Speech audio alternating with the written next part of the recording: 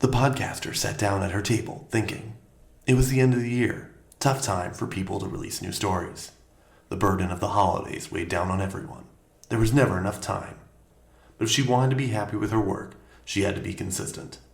As her previous idea felt more lost to her, another one took shape, as if the looking glass focused in to lead her there. She could hear the sounds of the old gods of Asgard leading her down this new path. With a smile, she began to record.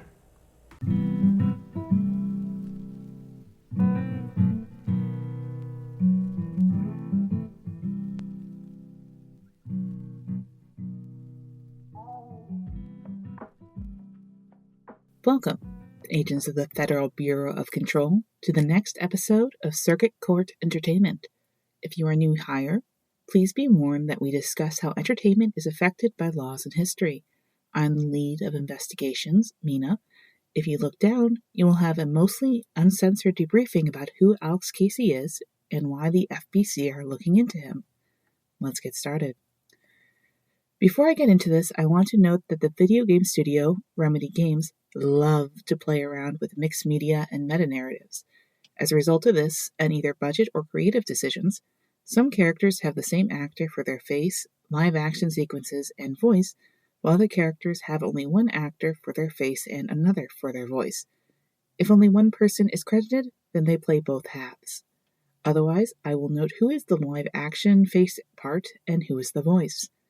In addition, I will discuss Alan Wake 2, but everything in here, with the exception of one vaguely referenced Easter egg, was shown off in pre-release trailers and gameplay.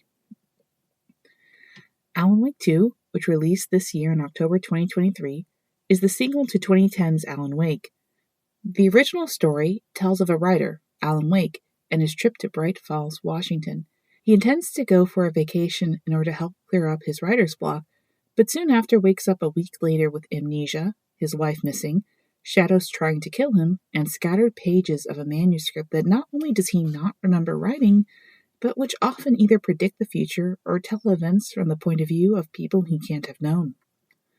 Its initial sales were not great, but it was hampered by the surrounding releases that month, such as Red Dead Redemption, Super Mario Galaxy 2, and Skate 3, and being only released on the Xbox 360, which limited its access to gamers of all stripes, especially gamers who were fans of a horror shooter with meta elements like Alan Wake. Its sales started off slow at 145,000 for the first 2 weeks, but the last reports in 2015 had the series sales at 4.2 million total for both the games and DLCs, according to Remedy. Polygon also reported sales of the original game by itself at 3.2 million. The sales uptick can easily be attributed to its PC port in 2012. Unfortunately, it was delisted in 2017 due to songs rights issues, but was reinstated roughly 18 months later. It was nominated for a handful of awards, but only won Best Horror Game on the Xbox by IGN, a Reader's Choice Award for Best New IP, and Best European Video Game Score. To prepare new fans from Control, PlayStation fans, and anyone who missed the game the first time, Remedy released Alan Wake Remastered in October 2021. Alan Wake Remastered didn't sell as well as they hoped, only making its budget back in third quarter 2023, according to Remedy talking to shareholders. But Alan Wake 2 was just released late October, and while no sales numbers have been released, word of mouth is very strong. It has made its way onto various best of lists, and it won Best Narrative, Game Direction, and Art Direction at the Game Awards. And it's clearly something the fans have had a demand for too. As a result, the game series is a solid cult hit with healthy long-term sales. With that out of the way, why are we bringing up Alan Wake today? Early on in Alan Wake 2, the camera lingers on the face of a non-playable character named Alex Casey. He looks to be roughly middle-aged, with dark blonde hair, a thin face, and blue eyes. He's an FBI agent and speaks in a deep voice and a halting manner, more like a noir detective than a modern FBI agent. And he sounds older than you would expect. He complains about how Alan Wake used his name as the lead in the gritty detective novels, ones that have matched up with his life in more than one occasion. Our playable character and co-lead, Saga Anderson, played by Melanie Liebert, teases him. How would Alan Wake know he exists? In one of the chapters where we play as Alan Wake, he arrives at a talk show. Alan is played by a Finnish actor named Ilkka Ville and voiced by an American actor named Matthew Peretta. The host of the show goes by Mr. Dorr and is played by David Harewood. The other guest of the show is a man wearing the same face as Alex Casey, but who speaks in a distinct Finnish accent with a slightly higher-pitched voice.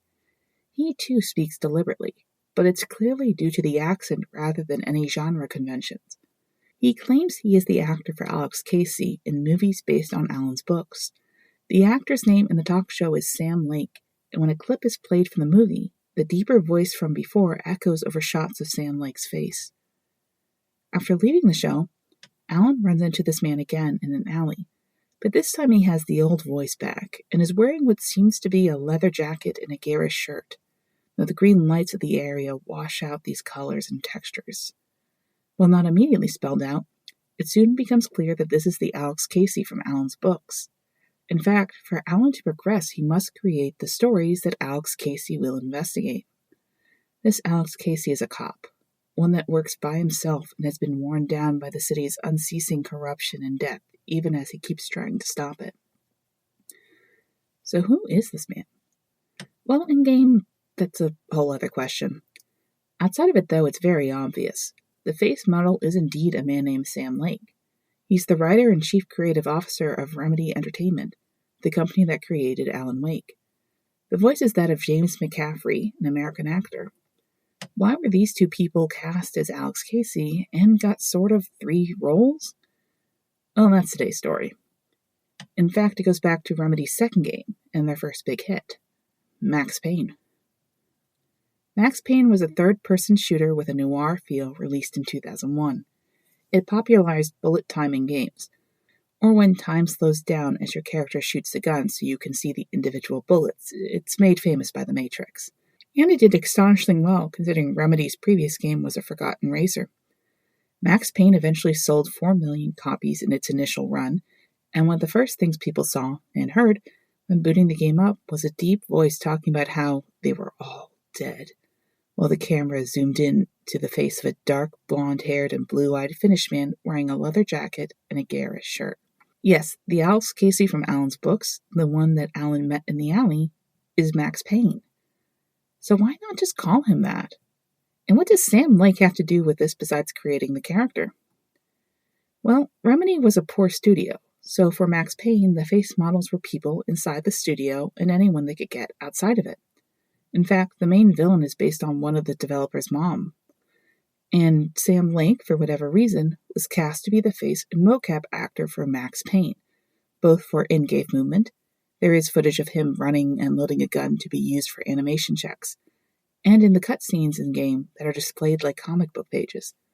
He was replaced in the second and third games, but the first time we see Max, it leaves a large impression on what he looks like, partially due to an incongruous expression they gave Max, because they didn't have a budget for animation, so he just wears one expression throughout the whole game, except for the previously referenced cutscenes, which are simply comic book panels, aka modified photos, with text boxes and voiceovers. After Max Payne was a huge success, Remedy probably wanted to make a sequel. They also wanted to keep building on their momentum, so 2 deals were made at that time. The first deal in 2002 was for a Max Payne movie, eventually released in 2008 by 20th Century Fox. While it did turn a profit, it's very bad. The other deal was for a few months later. According to the press release, Take-Two bought ownership of the Max Payne brand, characters, tech such as bullet time, and various other related items, for a total of $10 million and roughly 969,000 shares, according to their press release. In what appears to be a separate deal, they also paid $8 million to encourage a sequel to go forward. Max Payne 2 came out in 2003, and while widely praised, it sold very poorly, with no numbers given by Rockstar, just a note that it caused them to adjust their sales forecast downward. With that, Remedy moved on to Alan Wake. When fans of Max Payne picked up Alan Wake, some eccentricities were noticed. Very early on, Alan meets a character named Thomas Zane. Zane is in a diving suit surrounded by light for reasons that are not immediately clear. What is clear is his voice. Zane is voiced by James McCaffrey. That isn't the only time we hear McCaffrey's voice, though. Part of the story of Alan Wake involves Alan collecting manuscript pages for a book he does not remember writing. When we get a flashback to a few years before the game proper, Alan can also pick up some manuscripts in his New York apartment. The manuscripts, based on his then-upcoming novel, contain 2 pages of Alex Casey narration spoken by James McCaffrey in Max Payne style. The Alex Casey books have covers similar to Max Payne 2, and you can find a gold dual Berettas, Max's favorite gun. With that, everyone knew that Alex Casey was just a veil over Max Payne. If you didn't, there's another flashback where Sam Lake is on a talk show and he is asked to do the face, as he does Max's mimic face from the opening of Max Payne 1. Remedy didn't immediately make a sequel. They wanted to, and the spin-off Alan Wake's American Nightmare reused assets from a planned sequel idea. But at that time, Remedy still had a publishing contract with Microsoft. And since Alan Wake was still in its poor sales point, and Microsoft owned everything made by Remedy for this period of time, they demanded a new IP. While Alan Wake was eventually returned to Remedy in 2019, this next game is still in legal limbo. In 2016, Remedy's next game, Quantum Break, was released. Early on in the game, the lead, Jack Joyce, played by Shawn Ashmore, can find a TV. As an Easter egg, there is a live-action commercial you can find. It has what seems to be a real pitch commercial/tease for Alan Wake. In it, Sam Lake appears again, this time as an FBI agent whose name, if you look closely, is listed as Alex Casey. His partner is clearly a prototype of Saga Anderson. 3 years later in 2019, Control, the next Remedy game, was released. In the main game, interspersed with a handful of Alan Wake Easter eggs, there is only one reference to Alex Casey.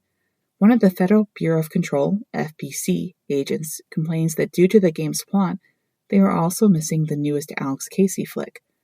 But the next reference, while hidden, is much more important. In the AWE expansion, our lead, Jesse Faden, can find a document. The document is only a few sentences long, but has an FBC agent report that an FBI agent named Alex Casey came asking about Alan Wake. Alex Casey is a reasonable enough name for an FBI agent to have. And yet, what are the odds? Remedy has pulled this trick of hidden names yet again in Alan Wake 2.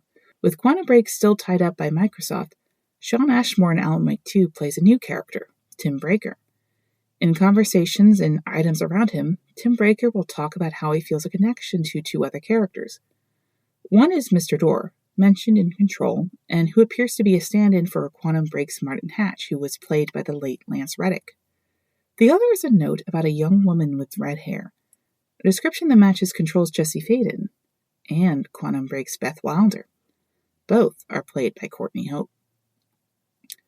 Legally, this is a lot of fun. Alex Casey and Max Payne are different characters. Even the Dark Place Alex Casey, who is intended to be Max, is different too. And this legal control by Take-Two and Microsoft has led to all the games to be stronger. Seeing Max Payne instead of each version of Alex Casey may have been fun, but it wouldn't have been as interesting from a writing perspective. Alex Casey, and also Tim Breaker and Mr. Door, though to a different extent, are forced partially by legal issues to separate themselves from their versions of Max Payne, Jack Joyce, and Martin Hatch. Alex has a new job, and while grumpy, isn't as world-weary or hot-headed as Max.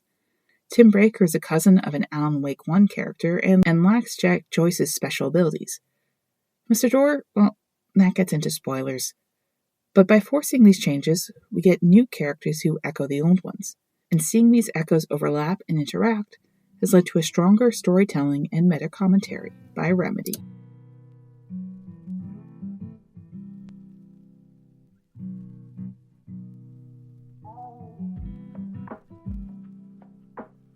Thank you for listening to Circuit Court Entertainment. If you found this episode interesting, please tell others, as this is a new podcast.